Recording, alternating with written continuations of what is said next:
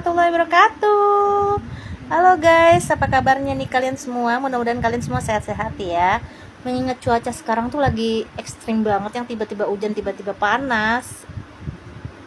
Kalian udah lihat kan? Aku udah di layar kaca kalian hari ini. Tentu aja ada yang mau aku ceritain, karena ada email masuk nih dari Mbak Mesya, namanya Mesya. Mbak Mesya yang ada di Semarang. Halo Mbak Mesya. Terus kalian pasti nanya-nanya ya, gimana sih caranya kirim cerita serem ke kita?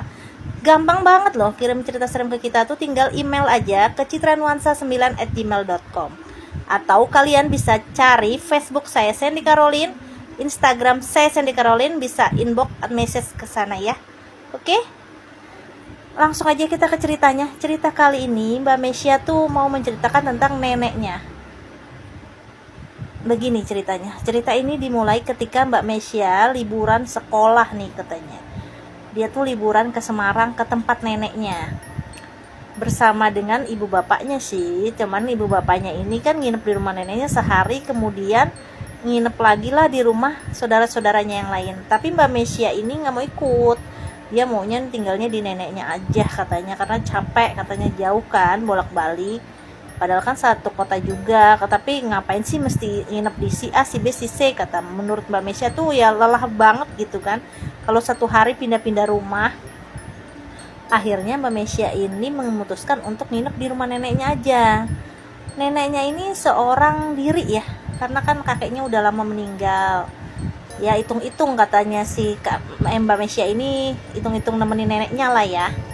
Nah pada saat dia nginep itu, neneknya ya senang banget. Cuman kan gini ya say, jadi si Mbak Mesya ini latar belakangnya neneknya itu seorang pemandi jenazah. Jadi ya dia mandiin mayat-mayat gitu.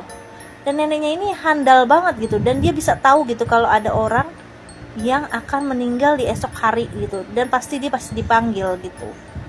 Nah itu tadinya Mbak Mesya juga gini, kok nenek gue jago banget gitu kan, apakah nenek gue ini punya indera keenam gitu kan. Padahal tuh sebenarnya kejadiannya tuh yang bikin Mbak Mesya merinding banget. Nah malam-malam tuh ya, waktu itu sekitar Rabu malam Kamis, kata Mbak Mesya, itu neneknya lagi ngobrol aja sama Mbak Mesya tuh di depan pagar gitu, di pekarangannya. Habis maghrib lah, jam 7-an katanya, ngomong gini, Mes gitu, lagi ngapain, ngobrol-ngobrol biasa lah ya. Tiba-tiba tuh lagi ngobrol gitu, neneknya tuh kayak orang bengong, terus yang manggut-manggut gitu, kayak orang lagi ngomong sama seseorang gitu. Gimana sih guys, kan aneh tuh ya. Mbak Mesya yang nek ditepok-tepok gitu ya sama Mbak Mesya bagian pundaknya, tapi neneknya tetap aja yang bengong, terus bengong matanya ke atas gitu, ngeliat ke arah atas sambil yang ini manggut-manggut gitu. Nah Mbak Mesya, ih nenek ngapain sih, nenek dipanggil-panggil teriakan, karena Mbak Mesya tuh ini panik gitu guys, ngeliat kayak gitu panik kan, kira neneknya mau pingsan, matanya ke atas gitu kan, ngeri. Langsung lah Mbak Mesya tuh yang nepek-nepek dengan paniknya. Terus nenek tiba-tiba ngomong, Mesya gitu, kamu mendingan tidur aja deh malam ini gitu. Terus Mesya bilang, kenapa nek gitu kan, gak biasa-biasanya, karena kemarin tuh udah dua hari dia di situ, neneknya tuh biasa aja. Terus neneknya bilang, karena besok tuh pagi-pagi bakal ada yang meninggal gitu kan. Mbak Mesya yang, nah terus apa hubungannya dia harus tidur cepat gitu kan, pikiran dia, buat apa gitu. Tapi ya udahlah ya, turutin aja. Dia masuk ke kamarnya, neneknya juga masuk, langsung ngunci pintu. Terus neneknya masuk lagi ke kamar Mesya, terus bilang, Mesya nanti kalau malam-malam kamu dengar suara ketukan-ketukan, kamu udah abaikan aja, tidur aja, kata neneknya gitu.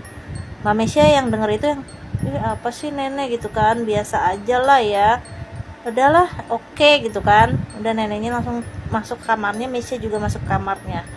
Nah jam 1 malam tuh Mbak Mesya tuh pengen pipis tuh guys, pengen pipis. Pas lagi dia pipis, selesai pipis dia mau minum ke dapur, itu dia dengar suara ketukan di pintunya yang tok tok tok gitu. Itu depan ya guys ya. Terus Mbak Mesya mikir, kan dia punya pagar rumah, kayaknya pagar rumahnya itu nggak ada suara ngebuka pintu, ngerti kan? Soalnya pagar rumah neneknya tuh biasanya berisik, kayak pagar rumah gue ya guys ya gitu ya, yang kalau dibuka srek gitu kebunyi gitu kan. Itu yang nggak ada suara sama sekali, tiba-tiba tuh bunyinya tuh di depan pintunya pas gitu, yang tok tok tok gitu. Kata Mbak Mesya yang, ih kok bunyi sih, ada yang ngetok-ngetok pintu, siapa sih, udah malam gitu kan. Gue bukain apa ya, kata dia lihat jam 1:30 tuh kan. Ah gue takut lagi, kata dia. Udah deh, akhirnya dia sambil bawa minum tuh guys, menuju ke ruang tamu. Dia mau ngintip ceritanya tuh dari kaca depan. Dia benar ngintip. Pas dia ngintip tuh dia kaget banget guys, ternyata yang dilihat tuh apaan? Pocong guys, lagi mentokin kepalanya, tok tok tok kayak gitu. Nah Mesya lagi megang air kan waktu itu kan, dia ngeliat kayak gitu langsung dibanting lah tuh minumannya, prang aja pecah tuh kan. Lah dia bukan yang beresin itu, kabur aja dia ke kamarnya, burak aja long banting pintu. Nah besok paginya neneknya bangun kan, terus ngeliat kok ada pecahan itu gelas gitu kan di bawah tuh kan. Nah Mesya diketok-ketok tuh pintu kamarnya. Mesya masih nggak mau buka pintu kan, dia kan takut banget tuh. Nenek bilang, Mesya kenapa gitu. Ya Mesya, enggak lagi sakit gitu aja, nggak mau ngomong gitu kan. Kan dia kebayang-bayang guys sama pocong yang tadi malam itu. Pikiran dia ya udah panik banget ya pokoknya. Akhirnya dia buka pintu kan, terus ngomong sama neneknya. Kan neneknya, kan nenek udah bilang kamu kalau misalnya disuruh ketok pintu jangan sekali-kali dibukain, udah kamu abaikan aja gitu. Terus neneknya ngomong gitu sambil pergi aja gitu tinggal Mesya. Mesya yang, ih nenek jahat banget sih gitu kan. Udahlah udah ya, akhirnya nelfon bapak ibunya untuk ngejemput dia. Nggak mau dia, akhirnya minta pindah tuh, mau ke rumah tantenya aja katanya. Nah bapak ibunya kan, ya udah jemput itu kan biasa. Terus ibunya ngomong, kenapa sih Mes gitu, sambil beres-beres packing paket bajunya dia lah ya, pengen bajunya dia tuh dibantuin ibunya. Terus ibunya nanya gitu, kenapa sih Mes kamu mau ngotot banget mau pindah gitu, kemarin kamu pengen banget di sini gitu kan. Terus dia cerita tuh sama ibunya kalau dia ngeliat pocong lagi ngetok-ngetok pintu pakai kepalanya, jedotin duk duk duk gitu. Terus ibunya Mesya yang dengan santai ngomong, iyalah itu mah pocong, itu mah katanya emang cuma ngasih tahu aja, ngasih tahu kalau besok tuh ada yang meninggal. Emang bener guys, jadi kejadiannya tuh habis sholat subuh, jadi neneknya Mesya tuh langsung dipanggil sama orang gitu buat mandiin jenazah, dikasih tahu kalau ada yang meninggal gitu, terus butuh bantuan dia untuk mandiin gitu. Si Mesya yang, hah? Jadi maksudnya itu pocong untuk ngasih tahu gitu kalau ada yang meninggal besok gitu.